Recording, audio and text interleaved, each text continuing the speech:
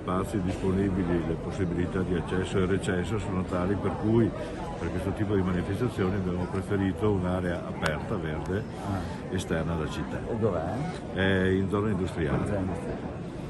Quindi quando è prevista questa manifestazione? Domenica, dovrebbe essere prevista per domenica e quindi noi risponderemo alla richiesta effettuata. E tutto questo è su un'ordinanza o è una linea che vi siete dati in attesa di emanare un'ordinanza? Un'ordinanza noi la emetteremo, ma cercheremo di essere anche onnicomprensivi in questa ordinanza in modo tale che anche per il futuro ci siano già delle linee di indirizzo comportamentali adatte.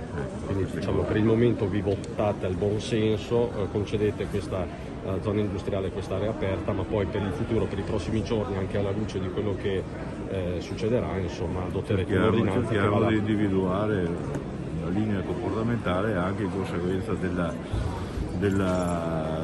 quanto ci è arrivato come linee di comportamento da parte del Ministero, cosa che è arrivata ieri sera alle 10. Quindi si va verso una zonizzazione a Vittorio Veneto. Sì.